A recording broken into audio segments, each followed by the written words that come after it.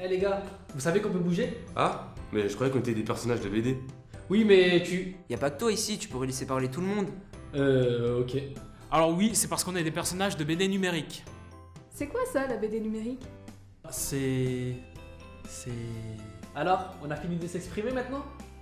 Et toi, tu sais ce que c'est peut-être? Bien sûr.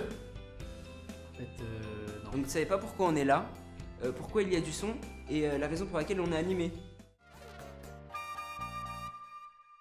Déjà, il faut savoir ce que ça veut dire bande dessinée numérique, parce qu'actuellement il y a BD numérique numérisée, scannée. Ça, pour moi, c'est pas vraiment une BD, c'est un stade, c'est une phase en fait. Mais surtout, ce qu'on voit arriver, c'est les turbomédias, que de plus en plus de nouveaux auteurs jeunes essayent de manipuler. En fait, c'est les cases, il y a presque plus de cases, en fait, l'écran est une case. Et certains éléments apparaissent, les bulles, des éléments graphiques, des avatars apparaissent un par un. Et après, il y a la BD interactive qui va jouer plus vraiment sur des clics, sur le fait de rajouter du contenu complémentaire quand on clique sur un personnage ou des scénarios parallèles. C'est un peu plus évolué que le turbomédia. Donc oui, la BD numérique, il y a un gros potentiel de développement. Ah bon? Et quels sont les avantages? Il y a beaucoup plus de moyens d'expression par rapport à une bande dessinée papier où on est limité à un dessin qui bouge pas. Avec le numérique, on peut créer des effets de slide, on peut mettre des petites animations. Il y a toute une gestion beaucoup plus pointue de la narration. Par rapport, on peut vraiment demander au lecteur, il a une espèce d'interactivité. Il va cliquer sur le clavier pour faire avancer, on va choisir qu'est-ce qui va s'apparaître d'abord. Ça démultiplie les possibilités de narration. Et là, il y a une convergence grâce au numérique entre, par exemple, jeux vidéo, animation, film et BD, parce qu'on peut enfin jongler avec tous les types, toutes les ressources qu'on a de médias sur un même support. Il y a peut-être effectivement quelque chose de... si sur Internet ça marche, si c'est viral, ça peut intéresser des éditeurs, ça peut être effectivement une façon de se faire connaître parce que ça permet de soumettre son œuvre directement au public. Pour l'auteur, c'est la possibilité d'être totalement libre. Bon, c'est ce qu'offre Internet d'une manière générale, c'est pas nouveau, ça tient pas juste à la BD et à la BD numérique. C'est la capacité de diffuser librement, gratuitement, un maximum de personnes. Affranchi d'un éditeur en fait. On va avoir plus de choix artistiques, donc ça c'est cool. Et pour moi, c'est vraiment ce qui est le plus important dans l'avènement de la BD numérique. Mais il doit avoir des inconvénients, non? L'inconvénient, c'est que oui, il n'y a pas de structure éditoriale très solide, par exemple. Ce n'est pas rémunéré. Pour l'instant, il n'y a pas de modèle économique viable sur la BD numérique. Et c'est pour l'instant le gros problème, c'est-à-dire que quand on fait de la BD numérique, on n'en vit pas. Les gens qui sont vraiment purement dans le numérique, au bout d'un moment, il y a un côté très frustrant à voir son travail uniquement sur des écrans virtuels. Donc je pense que le papier ne sera jamais totalement mort.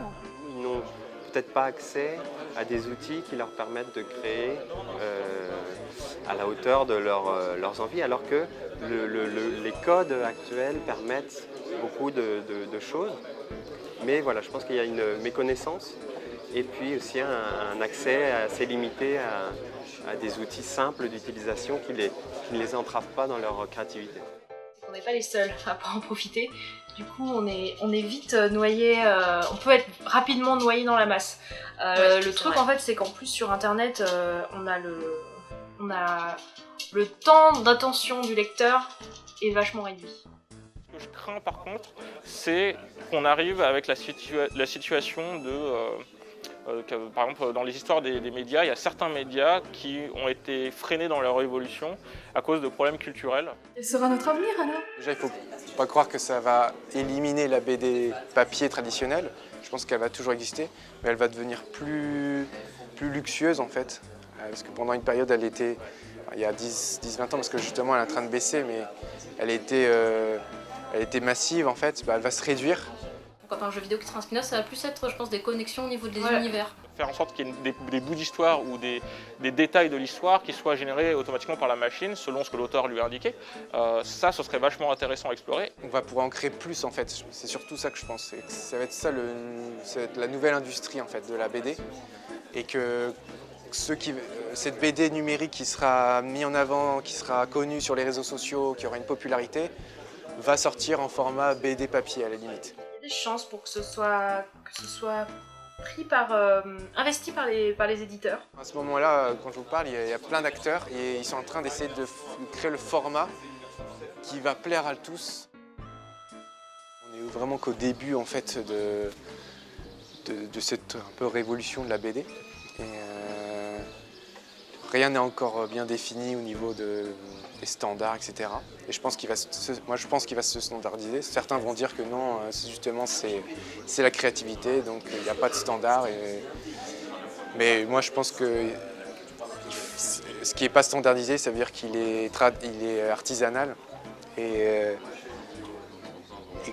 il faut un jour ou l'autre qu'il s'industrialise, hein, en fait, en sens purement voilà, commercial, vendre. Parce qu'actuellement, en fait, on ne vend pas vraiment de ça, en fait.